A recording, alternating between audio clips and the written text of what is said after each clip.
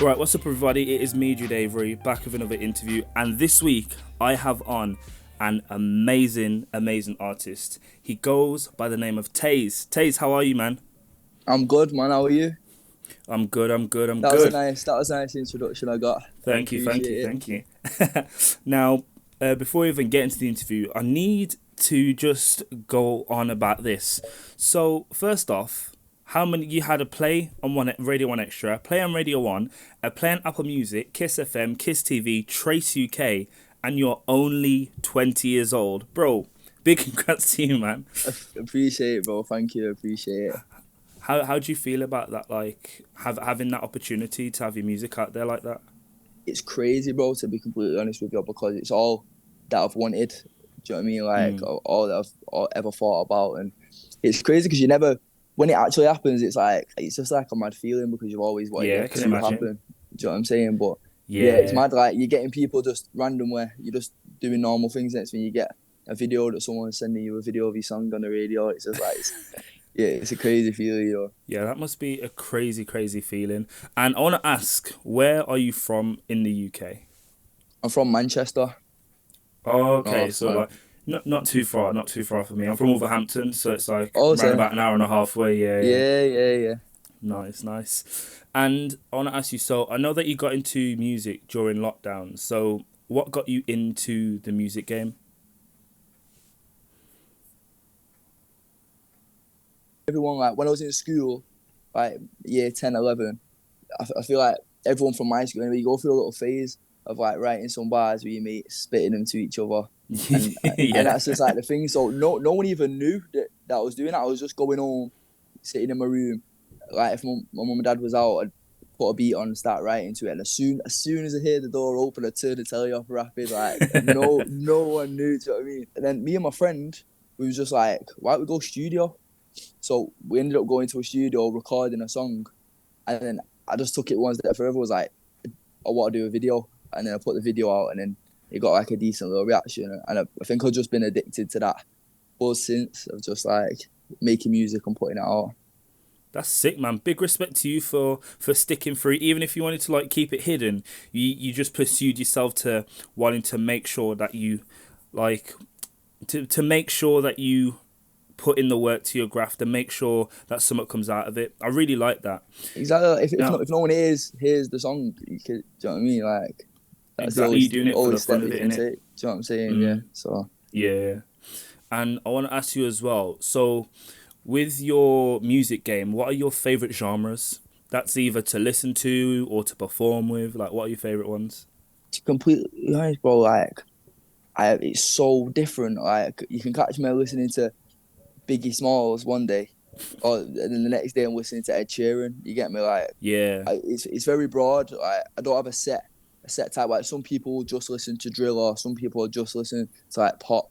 But yeah, if you see my playlist, there's a bit of everything. There's some Adele on there, or you might see. Do you know what I mean? Like, it's crazy that Yeah. it changes.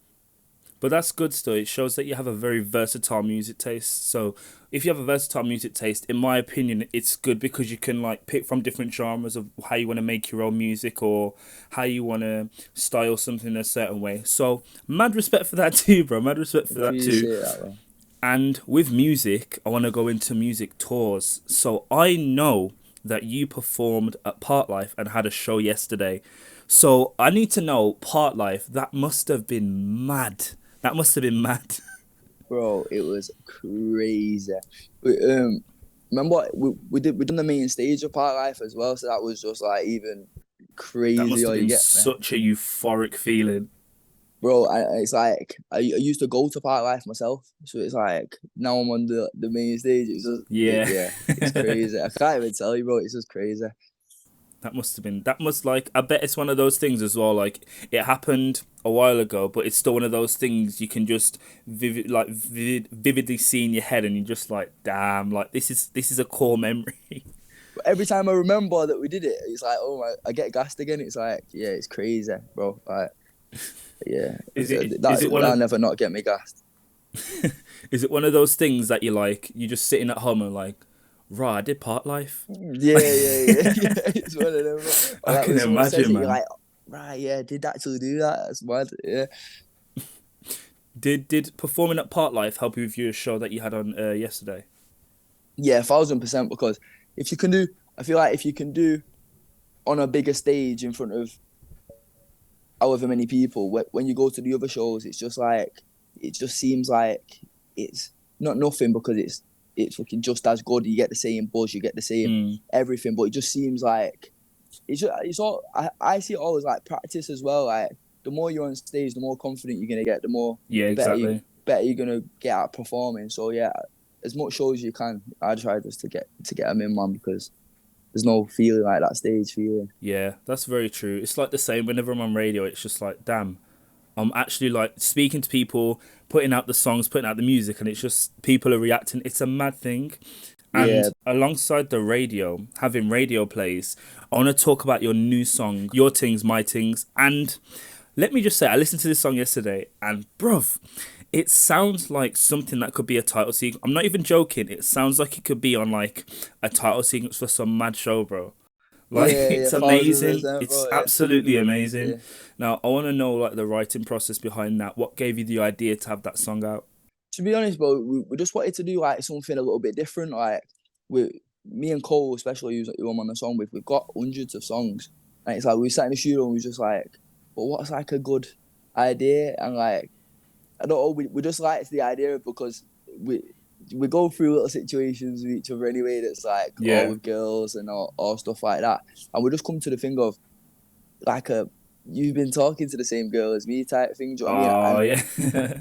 And it's I don't know, it's easy for people to like even it's just I don't know, it's just I loved the idea as soon as we come up with it, and it just flowed straight away. We first come up with the idea of it like 2 years ago, and Oh, then wow. yeah, just the chorus idea, and Yeah. then I had people like telling me like I've not heard the song for about a year, and then it was H said to me, "Yo, you need to do that Your Thing Is My Thing song." And I was Mm. like, I seen it as a bit of a joke song, and I was like, oh, I don't know, because compared to what kind of music I was making, I was like, that's not serious. I get But you. I then get you. you get me, but then everyone's like, was like, no, it's special. Do you know what I'm saying? And then so Mm. we got back in the studio and we done the verses for it, and then we was like, do you know what? Yeah, this is actually pretty sick. So then we put it on TikTok, and it just went crazy from there. I can imagine. And that's a good thing with music. It's like, even if it's one of those things that you might feel at heart, it's like, oh, nah, it's kind of I don't know. But then you could put it out and everyone's like, yo, this is fire, man. Like, The thing you need to remember sometimes as well, you're not catering music for yourself. It's for other yeah, people. So you've got to listen to what people want, and like not necessarily like just do it for them as well, because you got to make yourself happy as well. yeah, But yeah. you've definitely got to take that into consideration at least. Mm. And the good thing is, if your fan base is right and if your fan base is like proper hardcore fans, they will listen to everything that you have and they will love it and they'll love it regardless. Even if you don't think it's great, they'll know in their heart they love it and it's going to be on their playlist. But what I need you to do, yeah, please send it to Netflix or something. Like, I want to hear that on a title sequence. That would be sick. That would be sick. Because I saw as well that you had your song played at one of the football stadiums, and I saw your little brother. Was it your little brother? I saw his reaction. Yeah, It was yeah. so imagine that, but like you're showing him a TV show, and then it just happens to have your song on. I actually think he'd cry. Like, Oh, 1,000% he'd cry his eyes out. He loves it. Oh, he's like the biggest fan. Say if I'm at the studio right now, if I make a song yeah, now, I'll have a text from him by the end of this session saying, "What have you made? Send it me," and I'll have to send it in. By the time I get home, he'll know half of the song. Do you know what I mean? Every song I've got, he knows every word to every. The ones that aren't out, he knows every word to every single one of them. He's got them all on his phone. oh, your brother's your biggest fan, man. Your brother's your Yeah, man, biggest fan. it's sick, And man. It's sick. And alongside that, having your family and being from up north, what does being up north mean to you? And you being one of the ones to represent the music game from up north, where usually it would be down south and not as much in the Midlands, but mostly based down south. So how does it feel to represent your region and your borough? Yeah, it's sick. I feel like people are just starting to take more notice of down here now. Do you know what I'm saying? Like, Mm, it was just so heavily London, and like which is such a talented place as well. But now it's like people are actually places like Manchester. People are literally taking them in, like all thanks to people like Bugsy Malone and H.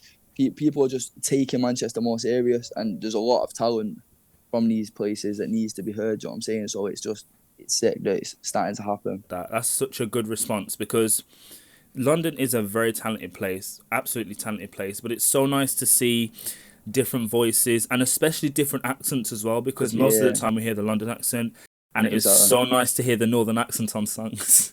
Yeah, but it's refreshing for people, innit? I don't really get that because I'm just around it 24 hours a day. Yeah, I can imagine. But I can imagine with someone, we sound foreign to people, do you know what I'm saying? Yeah. I'm in Birmingham right now, and I just went into Nando's and tried ordering some loaded fries, and it took me about 10 minutes because they didn't understand what I was saying. See, Brummies, you need to fix up, man. They're only an hour and a half away. Fix up. Do you know what I mean? Yeah, man. But being in Birmingham and travelling across the country, do you have any more tours or any shows coming up? Yeah, definitely. We've got loads of shows coming up. So, and we've also got my own headline show in Manchester at the start of November, which I'm buzzing for. Can't wait for that. So get in, man, get in.